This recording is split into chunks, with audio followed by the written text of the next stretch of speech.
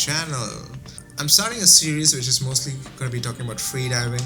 This is going to be the first video of that series, and this particular video is going to mostly be talking about my level 1 experience. It's a completely new world. It changed my life altogether. It's still changing me. It's evolving. Stay till the end of the video. It's going to be a great journey, especially for people who are thinking about starting this by themselves. I know it seems a little bit scary, but it's super fun. So enjoy.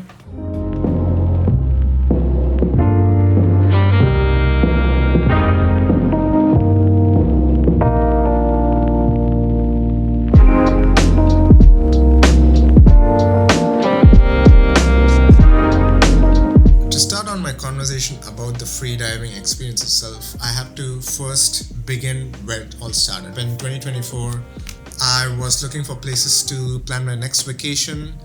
It turned out to be the year that I visited Bali. Then wondered, what am I going to do in Bali? Then I found out freediving. Was completely clueless on what it was. Researched a little bit more. Turns out that you hold your breath and dive as deep as you can. Hell yeah, I want to do this. Booked my freediving course with Bali Apnea in Tulamban, and I was on my way.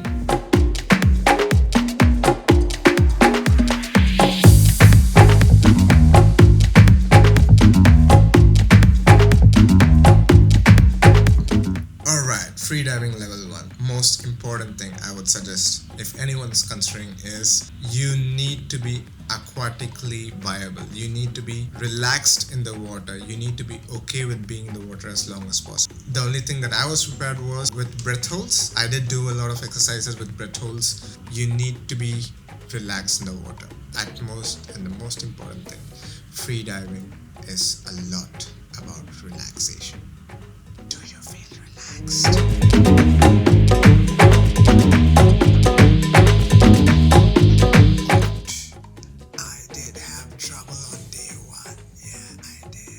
We had a bit of theory, equalization techniques, very important, understanding of pressure, a basic introduction to safety. We sorted out our equipment, trained dynamic, got a little bit of introduction on the finning technique.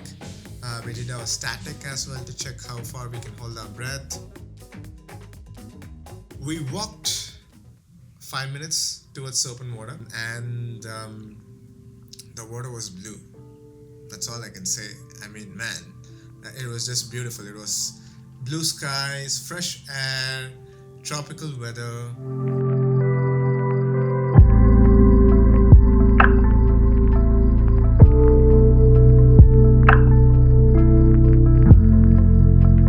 I was freaking out at this time. I was getting into the water. There were very tiny ripples of waves, very, very tiny. I started hyperventilating the second I stepped into the water. First time using a snorkel mask and a snorkel. I kept on holding my breath. The second I put my head under the water, I didn't breathe through the snorkel. I wasn't used to it. I've never. And the instructor saw this, and then he very patiently held on to me and started dragging me slowly out into the ocean. Put your head into the water, breathe, and don't do anything. If you can, do a little bit of finning. That's all he said. Me going like Darth Vader, like,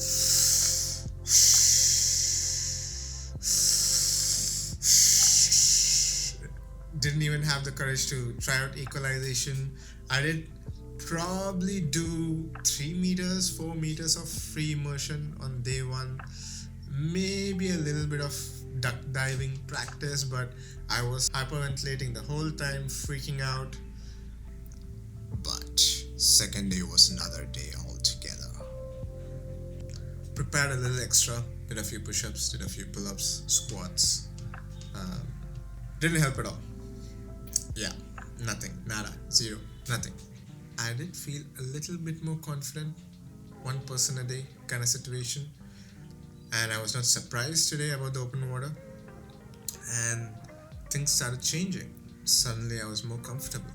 There were a couple of cuttlefish that just came, and I was just staring at them, relaxing as much as possible I can. Still couldn't do a couple of meters, 3 meters, 4 meters. At the max, I think I did 4 or 5 meters. Then day 3.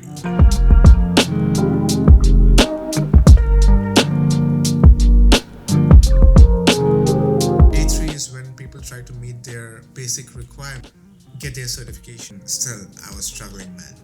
So I was just happy that I was not drowning anymore and I was not hyperventilating. I was more than happy enough just to do that. The instructor was surprised that I was more than happy with that. But also, he also internally at least felt happy about that, I guess. At some point, I could see him like, oh, for God's sakes, this guy. In between all these situations, there was this calming moments when I was resting, even when I was just going down 2 or 3 meters. Few seconds of solace, not even seconds, few microseconds, nanoseconds if you want to call it. Suddenly it was just blue and me, right? Of course, the instructor was there doing the safety, checking on me every single time. He was right in front of me most of the time. The more I was working on myself, more I was finding myself in the depths, if I may say so. I wanted to go deeper, even though I couldn't. But at the same time, it also made me really happy. It just made me super relaxed. It just made me see things differently, different perspectives, changed a lot of things for me. The way I process things, information, take care of myself.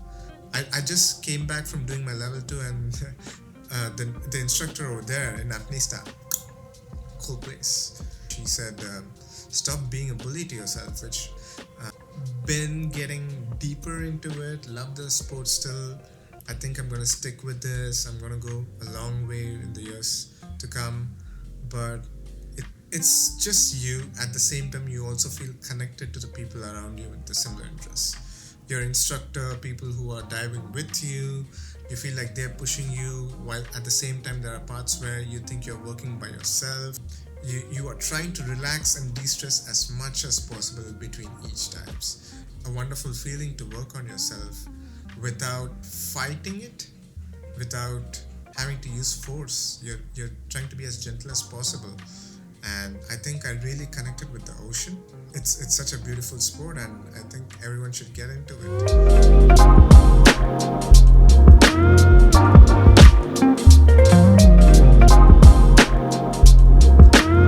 Hope you enjoyed that video, and maybe you got some insight to freediving or why I tried it. Like I said, I think everyone should try it at least once. Go beyond snorkeling and take a dive. And stay tuned for more updates, more information about diving.